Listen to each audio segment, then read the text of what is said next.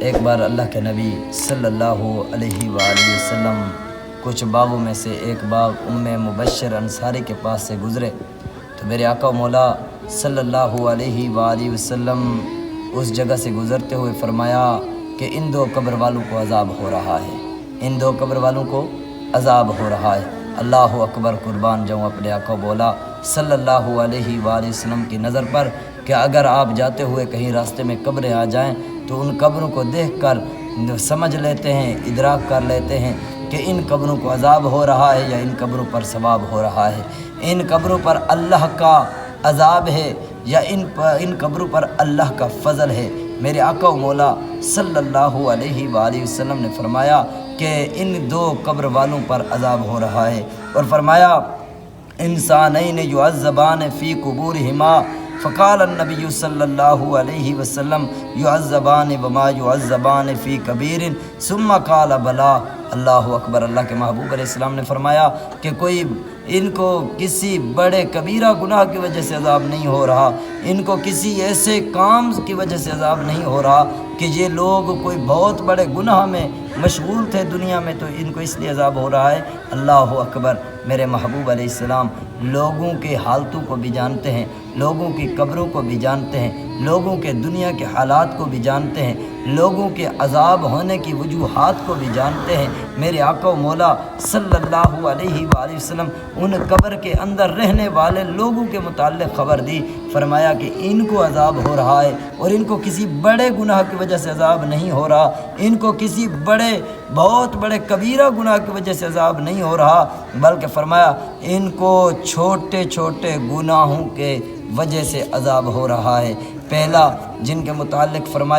فرمایا کہ ان میں سے ایک تو پیشاب کی چھینٹوں سے نہیں بچتا تھا، جب یہ وضو کرتا تھا، جب یہ استنجا خانے جاتا تھا، جب یہ قضائے حاجت کے لیے جاتا تھا تو اپنے آپ کو پاک کرنے کے لیے، اپنے آپ کو صاف کرنے کے لیے، اپنی حاجت کو پورا کرنے کے بعد جب یہ اٹھتا تھا تو اپنے اسی پیشاب کی چھینٹوں سے خود کو نہیں بچایا کرتا تھا، حالانکہ وضو بھی کرتا تھا، نماز بھی پڑھتا تھا، روزے بھی رکھتا تھا، مسلمان بھی تھا، مگر اس کے مسلمان ہونے کے بعد اس سے ایک گناہ ایسا ہوتا رہا جس کی طرف اس نے توجہ نہیں کی، تو اس توجہ نہ کرنے کی وجہ سے اس کو عذاب ہو رہا ہے۔ اور فرمایا دوسرے کو اس لیے عذاب ہو رہا ہے کہ میں نے اس شخص کو بطور امانت امین بنا کر بھیجا تھا اور یہ صدقے وصول کرتا تھا، یہ لوگوں سے ہدیے قبول وصول کرتا تھا، اور وہ وصول کرنے کے بعد اس نے جب میرے پاس آیا تو اس نے ان میں سے چند ایک رکھ لیے، تو اس نا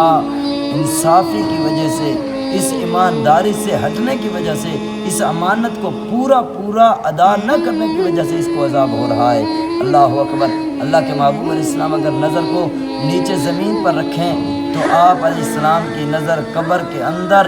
رہنے والے انسانوں کے عذابات کو بھی دیکھ لیتی ہے اور ان کی وجوہات کو بھی جانچ لیتی ہے، اور آپ علیہ السلام اتنے مرتبے والے ہیں،